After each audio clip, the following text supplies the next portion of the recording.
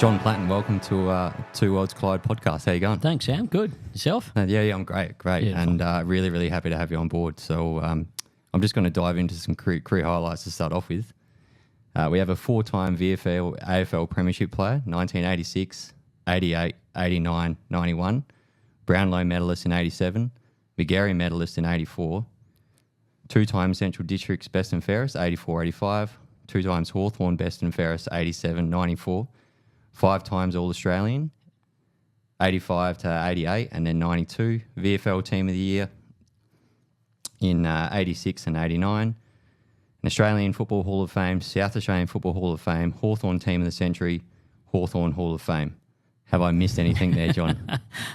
You might have missed a few things, but that's close enough. That's good. Or else we'll be here all night. Yeah, I know, if I kept listening. Well, one thing that definitely interests me in here is there wouldn't be too many people, would there, that have won a Brownlow and a Magarey? No, there's not too many. There's three people, Sammy. Do you know? I'm one. Yeah, I think... Do you know anybody else? Yeah, I think Nathan Buckley. Yep. And Malcolm Blight. Good man. There you go. Yeah, well done. It's a great trivia question. Yeah, it is. Yeah. Well, you don't really get it too much in these days because obviously players go straight to the AFL. Yeah, that's right. They don't really spend time. It wasn't back in your day. When did the draft come in?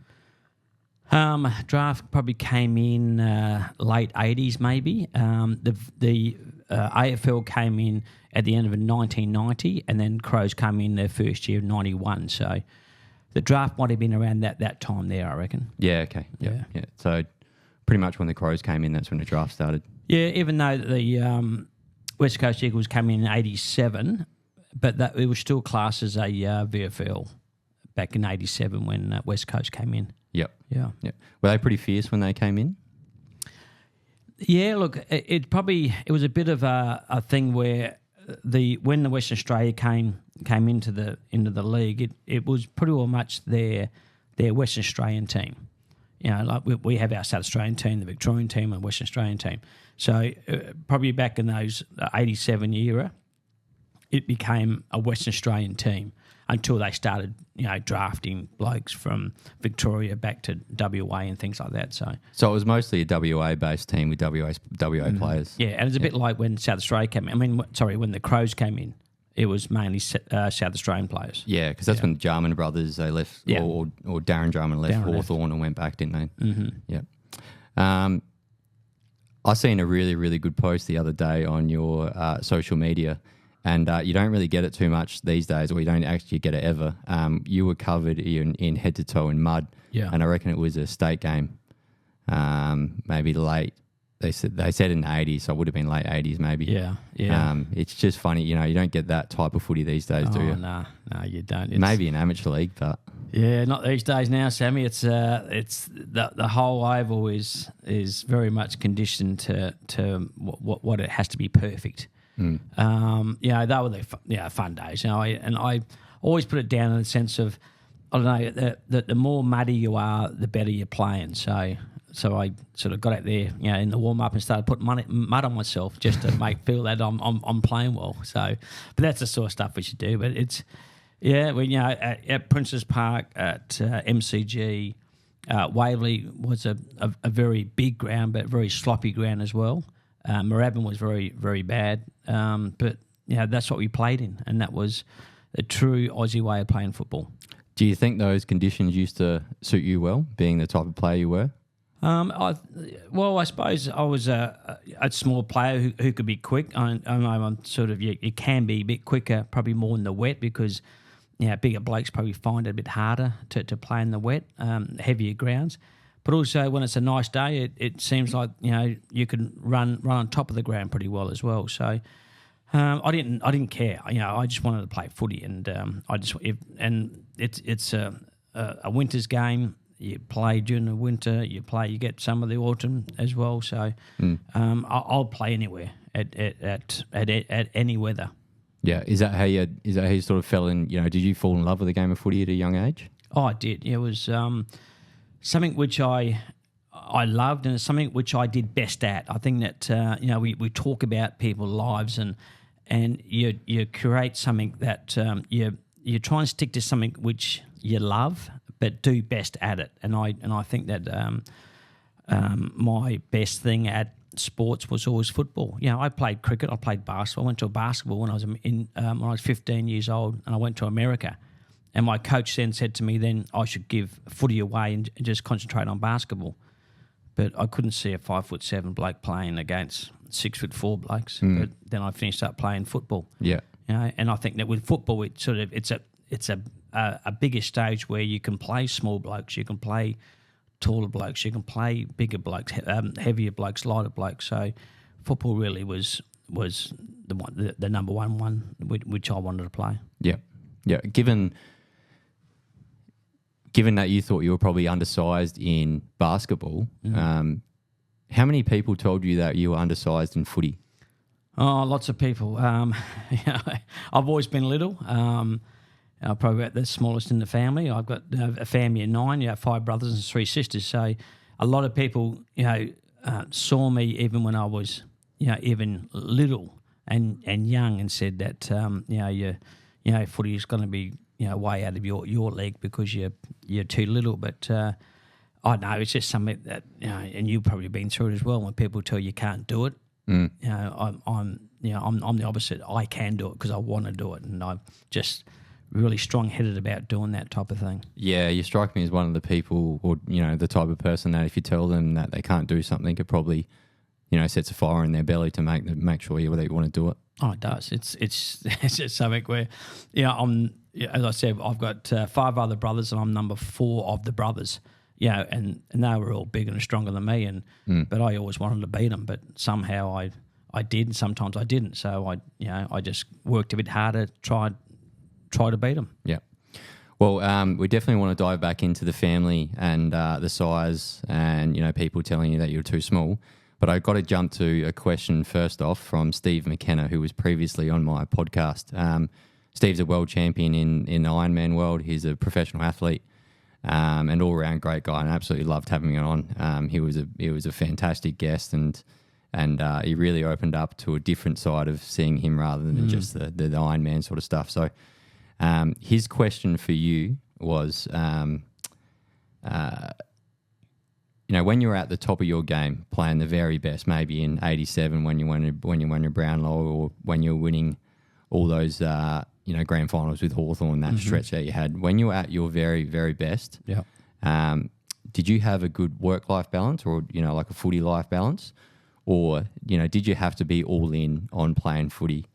And did other areas of your life have to suffer? Because he's at a point where for him to win a race, or for him to win an Ironman event, he has to be all in. He has to train for it. And, you understand how hard these things are. He has to be nutrition-wise, not going out with friends, not drinking. He's putting in 34, 40-hour training weeks. Yeah. So he has to go all in to win, and he finds that some of his other life has to struggle because of that. Yeah. Now, when you're at the top of your game, was it all in for you to be the best you could be, or did you have a good work-life balance? I had a good work-life balance, because I think that, in football, I think you had to have it, because I can see where Steve's coming out. He's professional for what he did, but he probably had to train, 4, 5, 6 hours a day. Where what we did was, I'm not saying that all what we did, but we trained pretty hard. We trained on Monday, Tuesday, Wednesday, Thursday, and play Saturday. That was our thing, but it was only maybe at the most 2 to 2.5 hours at a training session. So, for us, we would put in maybe 8, 9, 10 hours a week, where Steve would be at his max. He would have to be probably doing 40, 50 hours a week. Yeah, that's what he was saying. Yeah, yep. So that's where he's got it, and that's what he had to sacrifice. For us, we had to have a job. We had to have play football, something which we loved, because that was part of our lifestyle. I had a pub in Melbourne, and I worked that, and that was my lifestyle. Get there at 9 o'clock, open, and then go to football at 4 o'clock, at 4:30, do my stuff, train, work hard, get home, have dinner, and then next morning same thing. Get up and open up the pub again. Yeah, yeah. So when did you get into the pub game? got into that about 89. So it was something which I always wanted to do. I love working with pubs, but probably before then I worked in the sports stores back here in Adelaide, and we still had to play and work in the sample. My first year at league level, I just turned 18, and I still had to go to work. I remember this job I had was working in Leyland, Australia, in the back of a warehouse. And I had to get up for work at 6 o'clock, be there by 7. Then I sacrificed a half hour of my lunch so that I could leave work a half hour earlier so I can get to football half hour earlier. So jump on a train, get out to Centrals, train, and then get home at 8 o'clock and start my life all again. So that was when I first started. And things sort of panned out pretty well for me after that. I worked in a sports store, which was pretty good hours. Didn't have to open up till about 9 o'clock, and you could leave by 4 o'clock, and that was at Salisbury. And I go train with Centrals at Elizabeth, so you could leave at a pretty good time. And then when I went to Melbourne, I had a couple of jobs early, but I just found that pubs was something which I always wanted to do. So I brought one in 89, and I worked all that time all the way through to about.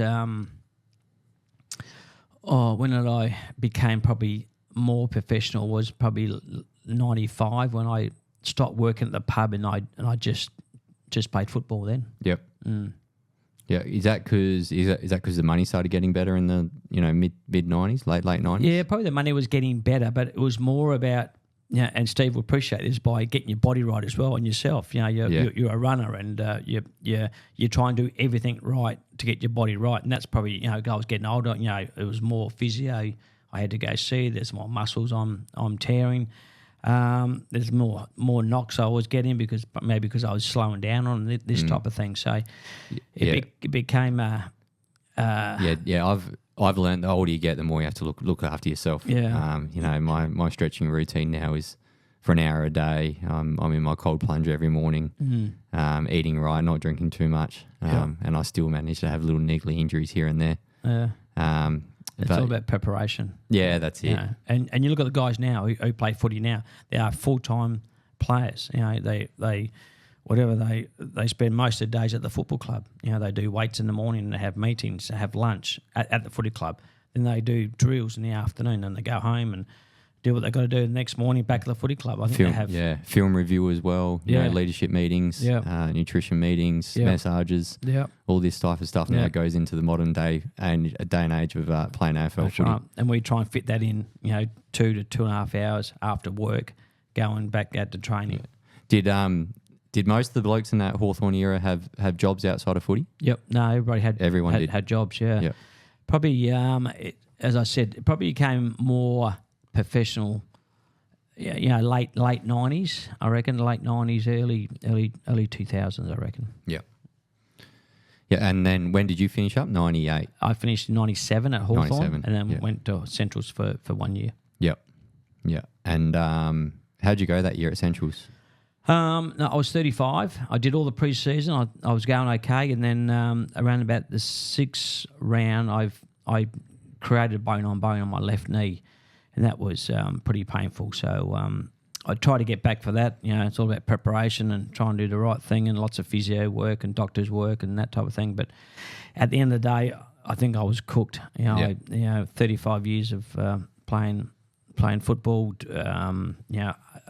12 years at Hawthorn and 6 years at Centrals. 18 years of pre-season and playing over 400 games. I think I was cooked by then. Yeah. And your body pretty much just said, "I've had enough." It had enough, Sammy. Yeah. Did you was it a sort of? Did you always want to finish your career out at Centrals?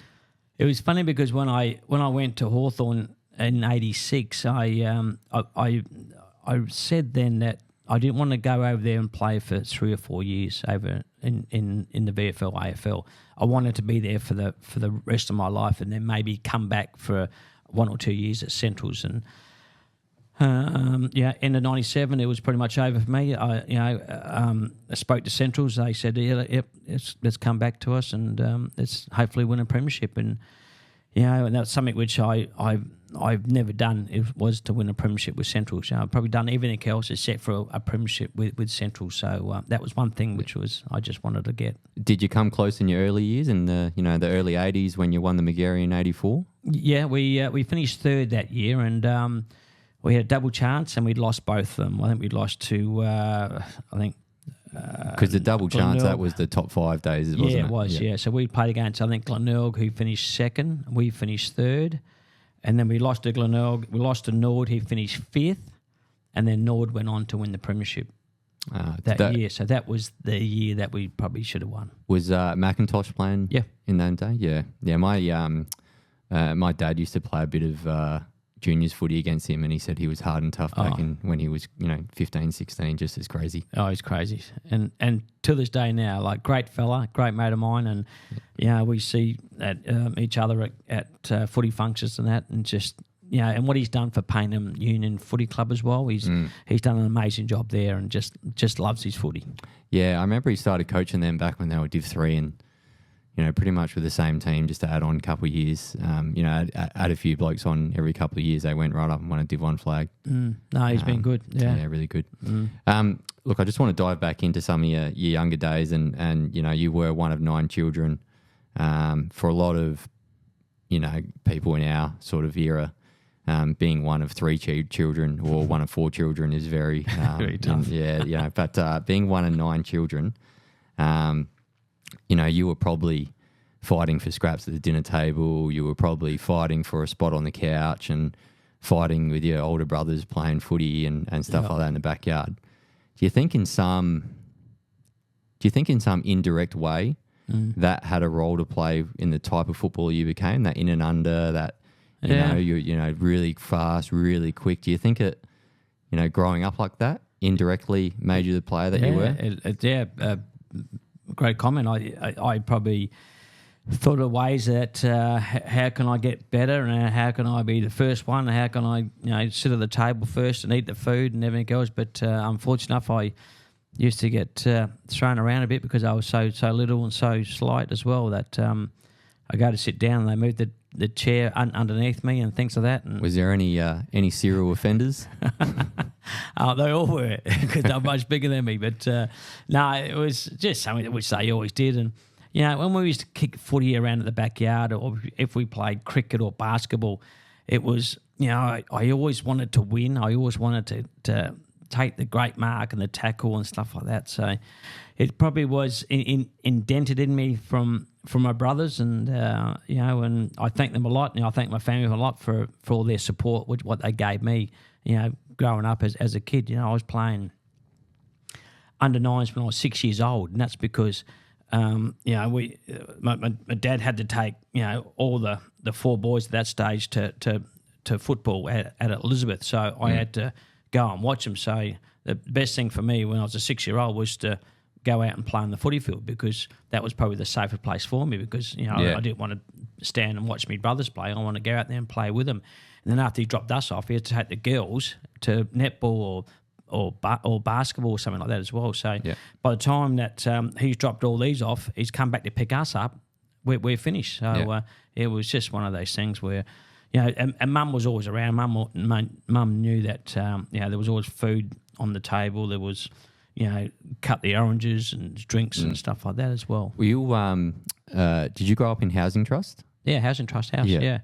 So we had I think it was about a 4-bedroom housing trust. So you can imagine how busy it was. I think it was 1 girl in 1 bedroom. There was 2 in another bedroom, and there was 6 boys like in a big dormitory. Yeah. So in that room there, it was an amazing, because we had 3 bunk beds, and we had a pool table in the middle there. It was an amazing pool table in the middle there, and then we would try and play footy in between the pool table and the bunk beds, and we smashed lights, we smashed windows, and we do jump from bunk bed to bunk bed just to be heroes. Yeah. How much enjoyment did you have, sort of, living that close with your brothers? It would have been like a constant sleepover full of friends. It was, because then you get your mates over there, and somehow we just pulled out a mattress from somewhere and they slept. But that's all we knew growing up. We just had this house, and that was it. You know, one toilet, one bathroom. Yeah. You know, it's not like you see on, kids can just grab a phone these days and look at where other people are living, what they're doing. No. It would have been very much inside that area that you're living in. Some people grow up with 3 bedrooms. Yeah. Three bathrooms, you know, and but that was just.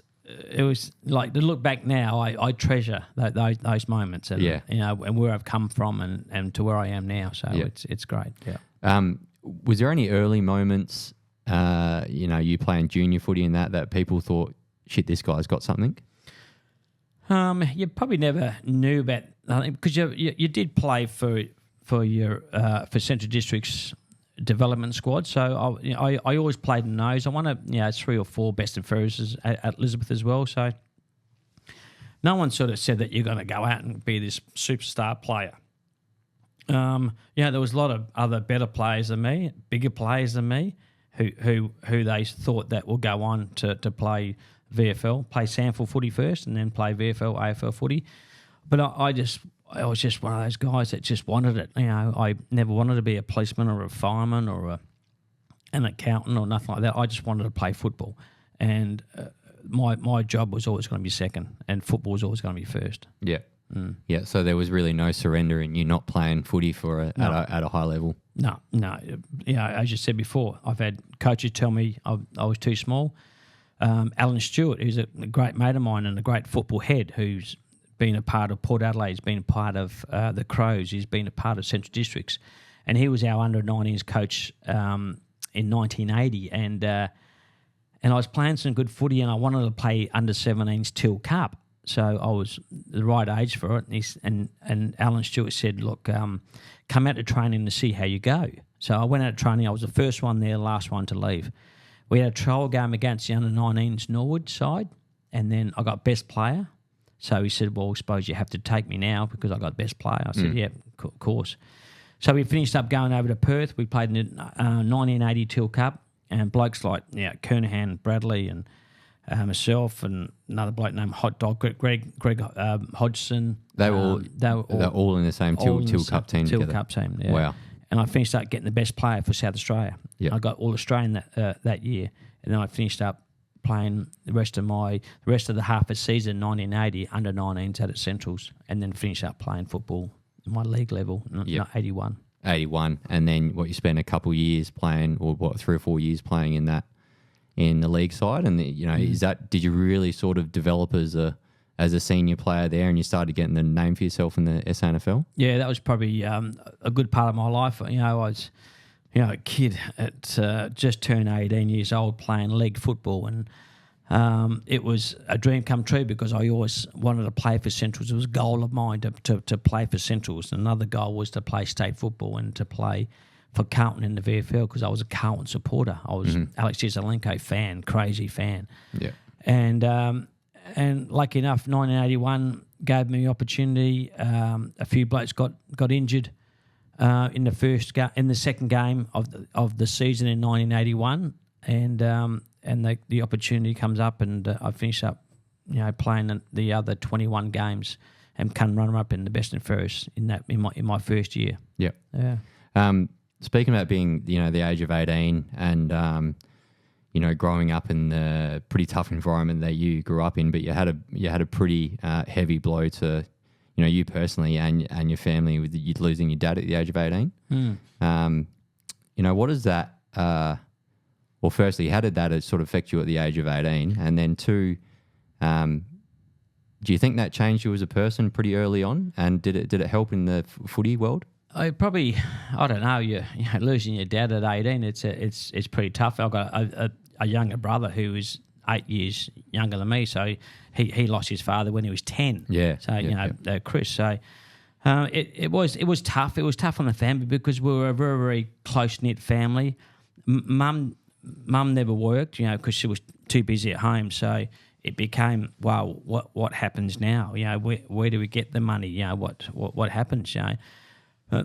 My sister was working, my brother was working, the other brother might have been working, I was working. So we all sort of chipped in and pay their bills and had to deal with that sort of thing as well. So that's why we made it. Yeah, it was tough, but at the same time we helped each other at times. Our mum will get us and do the washing and make the beds and go and cut the lawns and weed this sort of stuff. So there was everyone pulled their weight. Yeah, but it made you a bigger, better person now. I think like things I can do now is, if I was getting cuddled by mum, no way would I have the life that I've got. Yeah, and she knew as well. If I wasn't working hard enough, whatever it was, if it was at school or work or at football, she would pull me aside, and same as my other brothers and sisters, we'll get pulled aside and say, if you want to succeed in this life, you have to work hard. And she always said about working hard, and if you don't work hard, you get nothing. Do you reckon that pulled your family closer together as well, all your brothers and sisters? That going through that pretty rough experience, but then everyone have to pull their weight. Do you think that drew you closer as a family? Oh, very much so, because we all we're going in the right direction. All my brothers and sisters now are going fantastically. They've all had jobs. They've worked their asses off and got what they have got. They've got kids. They've got grandchildren. So, it's a family which have have gone through life. Not with everything, but happy for what they've got. Yeah. I think one of the, especially with your family, it's really a testament to how happy everyone is. You go to Christmas lunch and stuff like that, and everyone's got a smile on their face. And they may not be rich with millions of dollars in the bank, but I think they're rich with love for each other. Oh, very much so. Look, there's times there we had our moments, but I think and we have to get past those moments. That's why we become a bigger and better family. I think. Yeah.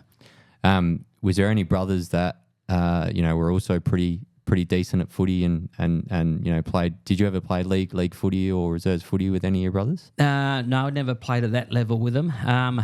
Brian's our oldest brother. He went into the Navy at the age of 15. So 15. 15. Yeah. So that was pretty tough to take as well, because he was here 1 minute and then gone the next minute. He had to go up to WA for 6 months first to do his service first. Yeah, so that was tough. Would have been his recruit training. Yeah, that's it. Yeah. So and then he played footy for Elizabeth. Then finished up playing football for the Navy as well. Yeah. And then Mick played a lot of footy for Elizabeth. I think he played over probably 400 games, and he was an on-baller, up forward type of bloke. And then there's Neville, Nobby we call him. He played a couple of games out at Central Districts in the reserves only. Yep. Jed played a lot of games at Elizabeth, didn't play for Centrals, and myself.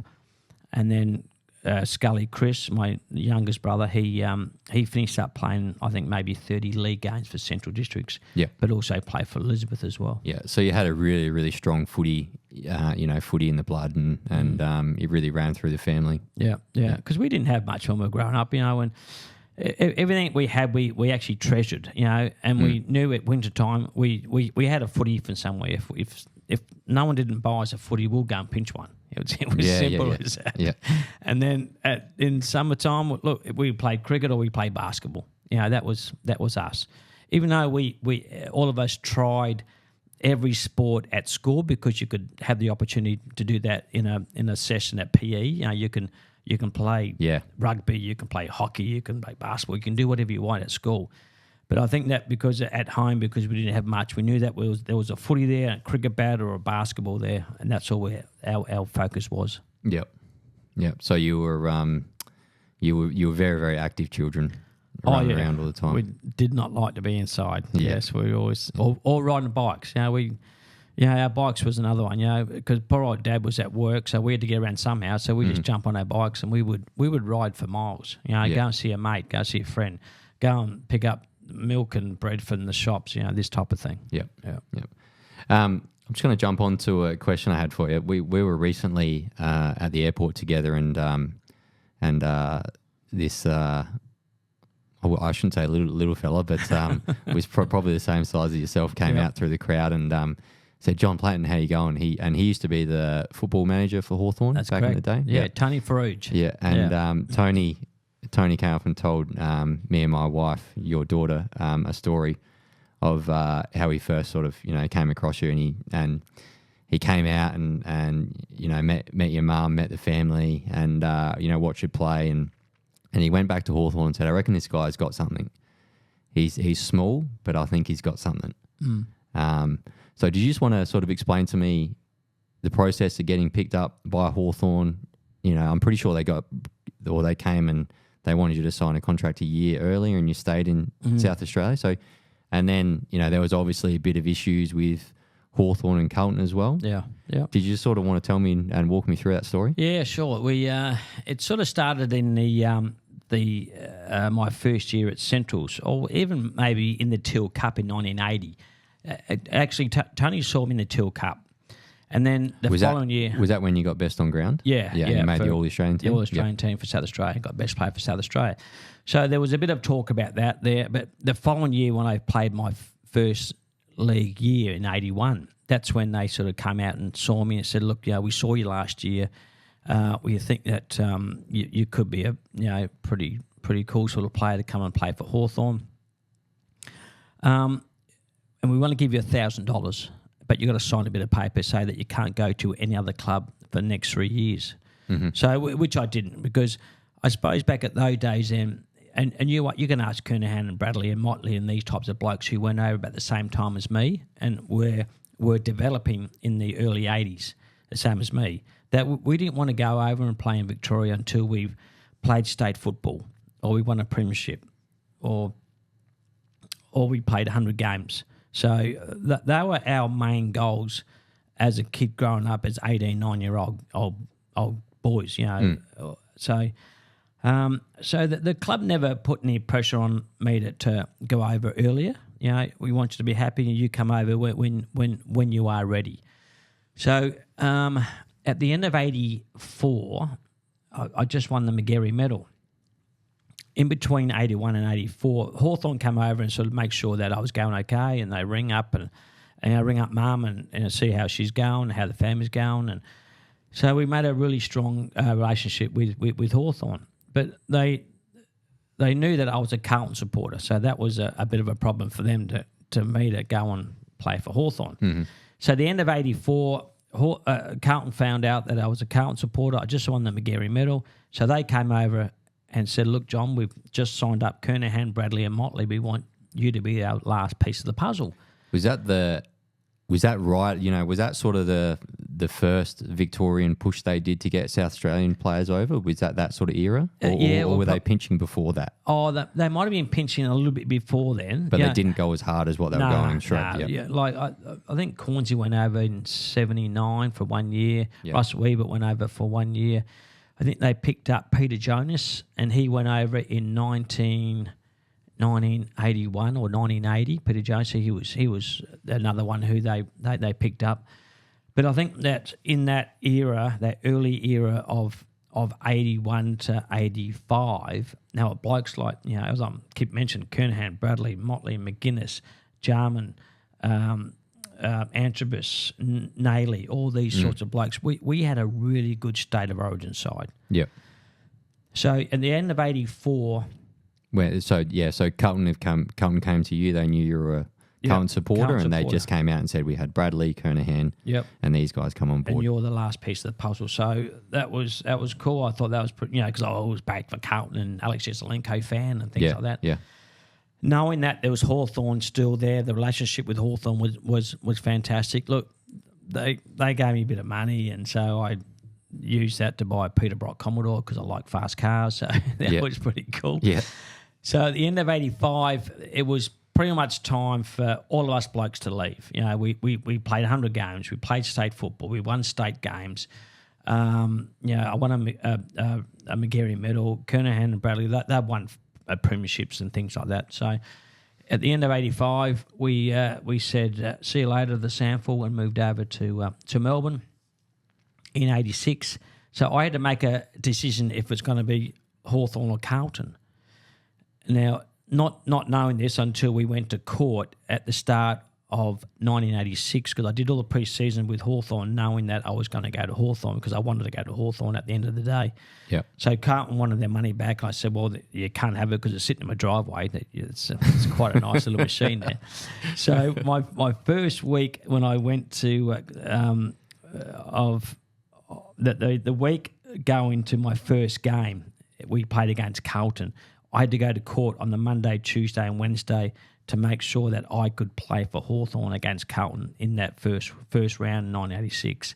Went to court, Hawthorn won. I was a Hawthorn player, and that's how I got to Hawthorn. It was just simple like that. And Tony Farage loved it. He's a bloke who found me 5 years ago, found this little kid, long-haired, little lout, who just didn't have much on him, but had a bit of speed, had a bit of skill, and I went to Hawthorn. Yeah. You know, given how strong the SANFL was back then, and obviously how strong the VFL was there any skeptics that were saying that this bloke's too small to play in the VFL? Oh, a lot of people. Yeah, a lot of people sort of knew that I was small, but somehow I proved those wrong in the sense of my second year of SANFL footy in 1982. I finished up playing state football. So I think once you made state football, I think you've just got to keep on improving from that because you're playing against the best 22 blokes and you're playing against the best 22 blokes. Yeah. So if you can perform against those types of guys, you were good enough to play in the VFL, AFL. Yeah. So that's where you really sort of, you know. That's where you wanted to be. That's where all the cameras were. That's where all the big money was, and that's what you wanted to do. And it was always a goal of mine to go and play in the VFL. Yeah. Yeah. Do you think, and I absolutely love the State of Origin, New South Wales versus Queensland. I'm too young to remember any of the State of Origins for, the AFL. You can Google it if you want. Yeah. I'll watch the highlights. Okay. We can do it after this in my lounge room if you want. No, but do you still think there's room for the AFL to bring back the State of Origin? Oh, yeah, there is, but it's got to be. Everybody's got to be in it. Yeah, everyone has to buy into it, just like they do with the State of Origin in the New South Wales, Queensland. It's so easy being New South Wales and Queensland because there's only two states which you have to get involved. With State of Origin of Aussie rules, there's Perth, WA. Yeah. There's Victoria. There's South Australia. Tasmania coming in. Yeah. There's Queensland. So you've got to try and find a week there, a weekend, 2 weekends or something, whatever it is, so that everybody can play State of Origin football. Yeah. And it's always going to be tough. Yeah, and it'll bring a lot of pride back to it as well. You know, people playing for South Australia and people playing for Victoria. I know what they do in the Queensland State of Origin, New South Wales State of Origin, they pay their blokes. I think if you get selected in on that side, you get an extra $25,000. Right. So maybe there's some type of cash, incentive on that side of thing. And I definitely think there's a place for it. But the AFL sides and the management behind them and how they're tens of millions of dollars of business these days. They don't want to start a player to do an ACL on it. Very much so. So that's the sort of setback there is. And I think also even with the AFL blokes, or when I got, I think we got paid $3,000 to play. But that $3,000 didn't mean too much to us, but we wanted to play for South Australia. Yeah. That was the main thing. And you can see it on the Queensland and the New South Wales players, that they're there to play footy. They would play for nothing. Yeah. If the opportunity come up. Yeah. Because the opportunity does come up to get paid whatever, 20, 25 grand, 30 grand. Of course I'll play for that. Yeah. I didn't realise how important that New South Wales, Queensland State of Origin was until I joined the Army. Because someone from being from South Australia, they just, you don't understand how serious the Queenslanders and the New South Wales people take it. And they are very, very serious about it. Very much so. And it's bragging rights. It's playing for your state. There's a lot of passion involved. Yeah. I hadn't seen anything like it because I never grew up in the State of Origin era for the AFL. But it's definitely something I'd love them to look back into. A few years ago, they did the All Stars and this is when I was younger, maybe in 08 or 09 or something. They did the All-Stars versus Victorian, which I thought was a great game. You know, it was 150 or 140 points kicked on both sides.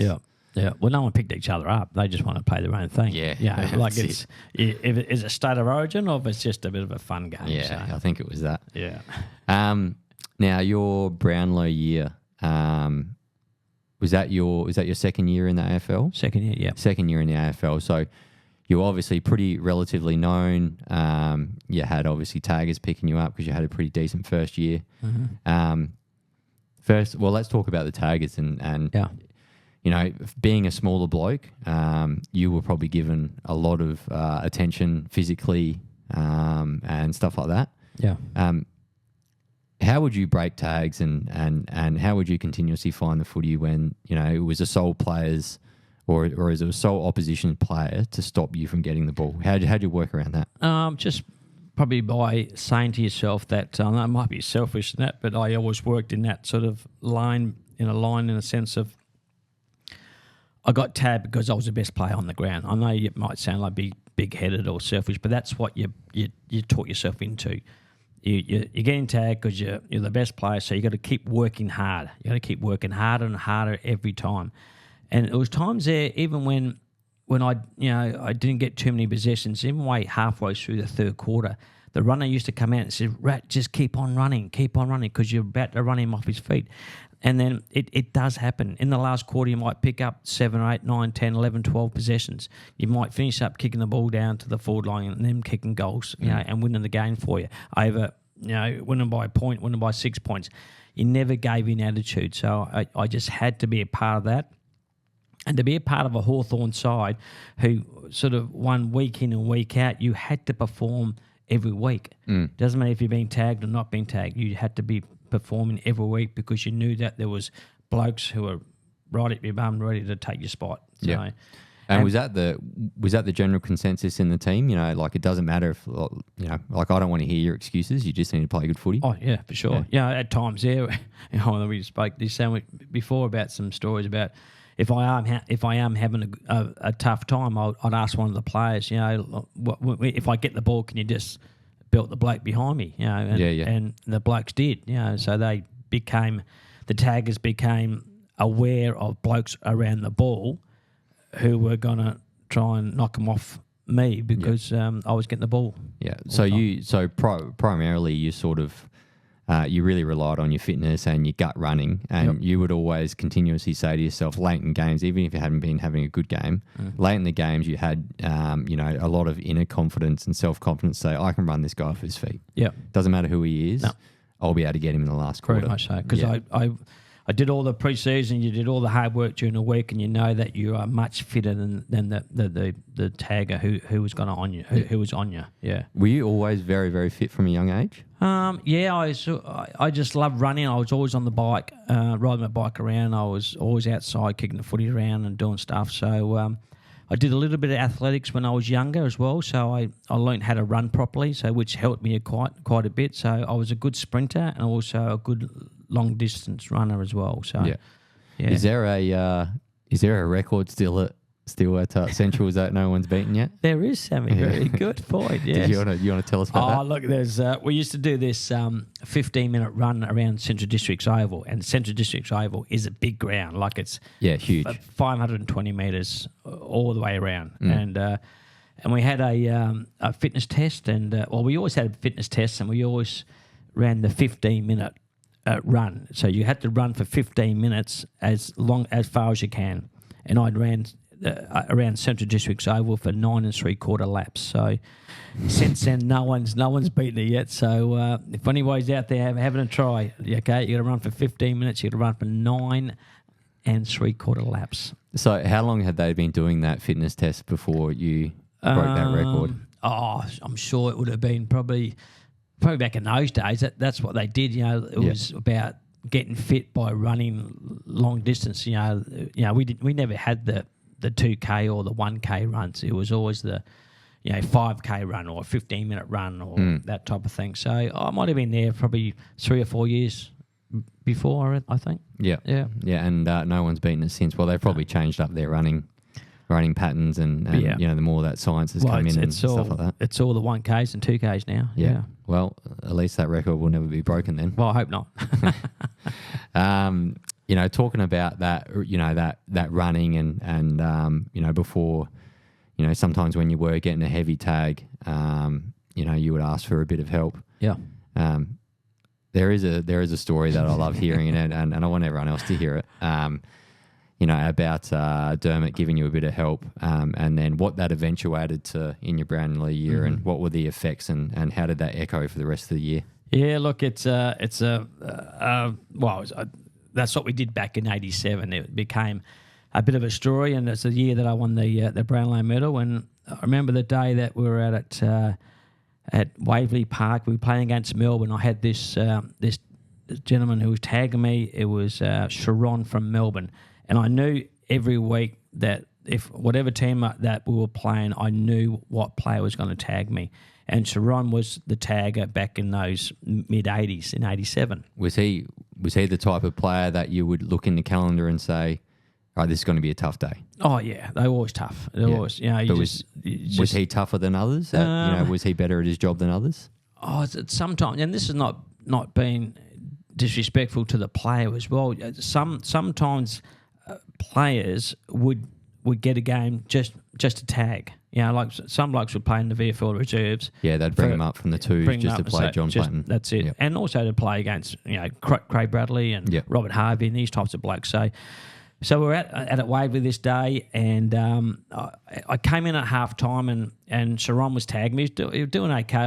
I probably had about 20 odd possessions up to half time, so it was not too bad. So he was doing but I okay. Came in, I had a bruised ribs. I cut under my eye, and so I went to Alan Jeans. And I don't whinge about anything. I just have to keep working hard. I said to Alan Jeans, I said, "Al, do you think that you could ask one of my teammates to give me a hand and belt Dean Sharon to get him off my ass?" And Rat, no worries. Okay, I'll organise something. So when we're going down the race to go into the ground after half time, the start of the third quarter, so I get a tap on my shoulder. It's Dermot. Dermot goes, "Rat, you bring him down to full forward and I'll stitch him up for you." I said, "No worries." So I go straight to the middle of the ground, and in the corner of my eye, I see Dean Sharon walking towards me. So I'm thinking to myself, this poor bloke's not going to see another 2 minutes of this game. So away I go. So the ball gets thrown up. We win the tap. The ball goes out of bounds on the half-forward flank. I run over, get the ball. I give it back to the boundary umpire. As I'm doing that, there's Dermot Burton saying, "Rat, bring him on down." So I had to sort of do what Dermot says. So I've gone down to Dermot. I ran straight down to the full forward. The ball gets thrown in, and knowing the tagger was tagging me, so I ran straight down the full forward. There's Dermot coming at me 100 miles an hour, and I was going at him 100 miles an hour, and we crossed paths, and all I heard was this thud. And I turned around, and there's Sharon laying on the ground with his nose across his face. He's had two teeth missing. There's blood coming out of his mouth. It looked amazing, it did at this stage. But poor old Sharon got carried off on a stretcher, so he was gone for the next 6 weeks. Yeah. Dermot got reported for 6 weeks, and I finished up winning the Brownlow Medal, getting 3 votes on the day and winning the Brownlow Medal. So it was one of those days which you just had to be a part of. It was so great. Does Dermot ever remind you that a piece of that Brownlow might be his? You can have a little bit of it, Tammy. That's all. That's all you can have. So we always joke about that, and we have a great laugh about it. Yeah, it's you know, like you'd never ever see that in today's day and age, and only those type of stories were told from the 80s and early 90s. That sort of stuff, you know, generally got stamped out of the game as you went more to the 90s and 2000s and stuff like that. But yeah, you know, I've even my mum's told some stories about my dad and playing amateur league, and yeah, you just don't hear them stories anymore, do you? Nah, it's all cleaned up now, which that's what it should be now. I think that's you know, the game's getting tougher and quicker now, so yeah, it's cleaned up very much so. Yeah, and you just can't have people you know, openly belting people. No, those days are gone. Yeah, like those days are gone, and the viewership now, you know, everyone's watching the games. You're getting little kids watching the games, so you don't want to see that type of violence. No. But it definitely gives you a good story though. It does. I'm hanging on to it too.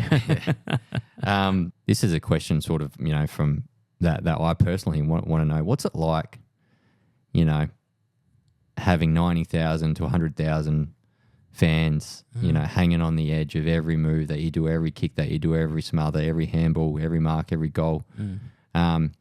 And what does it do to your adrenaline levels? And also, how hard is it to perform under pressure? With that many people watching question. and that, being that. I suppose, I don't know, every player, every person's got some sort of pride about them. They always want to play well. And I think that's what they take out on the ground. Everybody wants to be best on ground every game. I did. Selfish again. But I knew that I wouldn't be best player every week. As long as I played my role and did what I had to do. But you had also the other 17 blokes which are on the ground with you as well who are trying to play their best as well. So you get a lot of support from those people. And the 90,000 people, you don't really know that there's 90,000 people there while you're playing the game. It was wonderful. I go back and always say my first 6 years out at Hawthorn, I played in 5 grand finals to win 4 premierships. So in those grand final days, there were always 95 to 107,000 people there, and you run out in the ground and your hair's sticking up on the back of your neck, and it's an amazing feeling. But when that ball was bounced, all that sort of shuts out, and it's all about getting the ball and just playing for your teammates. Yeah. So you were. Do you reckon you were pretty good at shutting out the noise? Or obviously you were because you always performed. But was it like was it almost like when the first bounce went up and you sort of just shut yourself off and it just you couldn't hear it. Like obviously the adrenaline was going, but the bodies were coming at you. Yep. So you were just focusing on what's directly in front of you. That's it. The ball. That's all you wanted to get is the ball and get it down to your teammates and give it to your teammates. It became, and I remember a thing what Alan Jeans sort of said to me, when you're playing, you always play minute by minute. It's not what you're going to do in the third quarter or what you're going to do in the last quarter. It's what you got to do now. That's the most important thing. So that most important thing is to get the ball, or tackle, or take a mark, or kick a goal. That's the most, and that's what I always thought about. Yeah, playing in the moment, I guess. That's what you leave the coaches and the support staff to do is to plan ahead and that's right. And look behind for errors to see where you can improve. But a player's job is to play well in the moment. That's right. Live in the moment and perform in the moment, which you did. That's it. And I wouldn't say that I didn't hear the crowd or didn't hear the people yelling and screaming at me, guys. You certainly did, but at the same time, all your focus was just to get the ball. Yeah. Now sort of moving away from that dominant era. There was a bloke that was a similar type of football player like you, Shane Crawford. Oh, yeah. You sort of moved into a bit of a mentoring role for him. Yep. What were the years, being like you were still a really real star player, but did the club come to you and say, hey, we've got a bloke that's pretty similar to you, can maybe take him under your wing and mentor him, and we think he can be the next you? Yeah, but well, funny you say that because I met Shane at a camp at Puckapunyal, which you'll probably know, Puckapunyal. Yeah. And so we had a camp there on a weekend in a pre-season, and Shane Crawford was one of the players who came and joined us just for the weekend to come out and train with us. And then after that, I think Shane finished up coming with us, and then Alan Joyce, who's our coach, said, Rat, can you just look after Shane and show him what's going on, what you have to do? He's in your team on that weekend, and that was pretty much it. And then ever since then, right from 92 to 97 when I was playing, he was always there, and he became his own little superstar. He was probably, Shane reminded me of when I was a kid, just getting there, who wanted to just keep running, just keep being the fittest person out there, being the best person you can, just running, and that's what Shane became at Hawthorn, early 90s right through until I finished in 97, and he probably lifted another level, Shane Crawford, with his fitness, because he was a lot fitter I wouldn't say that I ate the wrong things. I ate the right things, but Shane was so particular of what he was eating and drinking as well. Yeah. And he took that to another level.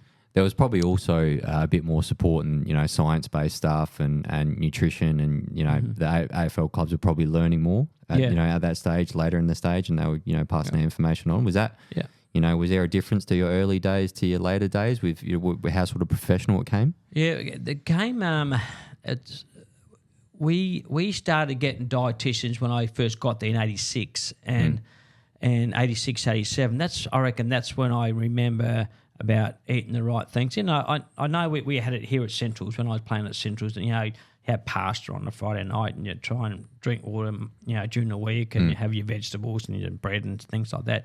That was all a part of it. I think when I went to Hawthorn in 86, 87, we actually got a dietitian in and she was teaching us how to cook, what to eat, when to eat it, how to recover. So then that lasted for probably about 10 or so years. But I think Shane Crawford took it to another level in the sense of, the way that his fitness and professionalism. And what he wanted to do. And probably Shane was probably in that era as well when football was starting to get more professional. Like I think, I'm not sure what he did for a job, but I think he probably played footy more about thinking playing football more than working. Because that was the era, wasn't it? The AFL draft really started getting serious. More money was pouring into the AFL. There was expansion teams going out into different states.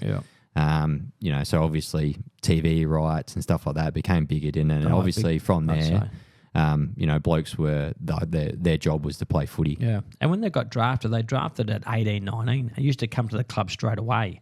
Yep. Where we got picked up, 10 years before then, and we could say to the club that we got appointed to, no, I don't want to come this year. I still want to do this and still want to do that. Where those blokes are 18, 9-year-old kids who are coming over to play in the VFL, AFL then. Yeah, life after footy, was there any really valuable lessons from AFL that sort of taught you in life and stuff like that? Yeah, look, I've always kept this all the way through, and I hope I feed it down to my kids as well. I don't think you go through life unless you work hard. I think if you work hard in something, that you always seem to be lucky, and I've always had that theory. And the harder you work, the more lucky you are in life, and I think that I've got all my brothers and sisters have worked very, very hard in what they've done, and I wouldn't say that they're overly lucky, but they're lucky for what they've got and what they've achieved and where they've come from. And where they come from. So, we're just a normal big family who worked hard, and and that's coming from our mum and dad as well. So we need to, as parents now, to show our kids, and hopefully our kids show their kids, our grandchildren, that what life's all about as well. Yeah. Yeah, look, I think that's a great way to look at it, because you're not going to really get anywhere without hard work. No. And from someone, that's played at the highest level, won the highest award, and has won the highest accolade in team sports as well with premierships, to hear that there's no excuses and there's no easy way, and the only road out is hard work. Very much so. Yeah, it's good to hear. Look, I just want to dive onto the recent issues that you've had as well with CTE and that sort of area. How does that sort of affect in like your daily life now, and what sort of changes do you have to make to counteract what's maybe lacking in some areas? Okay, yeah. Oh, look, it's knowing that I've got a bit of CTE, which is concussion type things, and it's something which I didn't realise until I had those tests about 8 or so months ago when I went on to Spotlight, and I did all the tests, the CT test, the CAT scan. Sorry, see, I'm going mental already. Yeah. And just all those sorts of things, because you don't realise until you do all these tests, And the first time I saw it was on that computer when I was at Spotlight program there, and you could see in there, like, and I'm no brain surgeon, I'm nowhere near that. So, but once it showed up on there about where your brain should be bright all the way around the top of your head, at where I've got a bit of dark spots in that's what really scared me the most. And and look, I know that I've changed a bit. You know, I know I get very, very feisty at times, and you know, because I'm normally not like that. I'm a pretty happy, lucky sort of kid, and growing up, you know, in that sort of way as well. But certainly over the last, 10, 15 years, things just don't work, and you get frustrated so easy, and you forget things, and I get bad headaches as well. So is that are you getting frustrated because things aren't working like they used to? Yeah, for sure. Yeah, it's something which is like myself, I said, normally that doesn't affect me. You know, I'm normally better than that, but it's starting to creep in, and and all the tests I've done saying that I've having difficulties of remembering things, and like, so now what I do is if I'm going somewhere, I write down in my diary, or Leanne puts in a diary, or put my keys down in the same spot all the time. Look, I'm okay. I'm not going crazy. But and also I am getting a bit older as well. So I've just got to try and keep on thinking positively, and that's probably why I keep working. And I train twice a week and get up at 5:30 in the morning to go for walks, and I think that's very good for you as well. So obviously training and eating the right stuff and keeping your brain active and keeping it healthy is very, very important. You know, even there's studies I read the other day about young kids. I think it was done by the Australian Institute of Health, and kids that were active for X amount of hours a week. I think it was 4 to 6 hours a week, where their parents took them out playing at the playground. They had a better cognitive ability than kids that were just sitting around playing video games and stuff like that. So even from a young age all the way right up to an old age, staying active all throughout your life is very, very important, not only for your physical health, but for your brain health as well. Very much so, yeah. So look, I've taken that on board, and the only concerns I have, I still get some really bad headaches. So, but if I can, overcome those and keep on getting tested every year, and hopefully that, I don't get any worse than I am right now. So, yeah. All right. Well, we're close to wrapping up because we've been at it for an hour and 2 minutes, which is for me felt like 10 minutes. Like Steve had a question for you. My next guest, I don't want to say his name, but ex-AFL player, was a captain of a AFL footy club. So you have to have a question for him. Now, what is your question? Okay, the question for him is, I was only captain for about 6 or so games because Jason Dunstall got injured, so I became the standing captain. Yes. What was the hardest to get your players to do in leadership and to keep the morale going? And even when you were losing, what was the main point to keep going? Yeah. Cool. All right, John. Well. Look, that was absolutely fantastic. I thoroughly enjoyed that because there are a lot of stories there about your childhood, and obviously we know each other quite well, but a lot of stories about your childhood that I'd never heard before. Really? And I thoroughly enjoyed that. And we should talk more. Yeah, I know. I don't know if that says I don't know if that's a bad point or a good point, but yeah, no, that was a lot of fun, John, and I really appreciate you coming in, and thanks very much. Thank you, Sammy, for that opportunity. Fantastic. Too easy. Take care.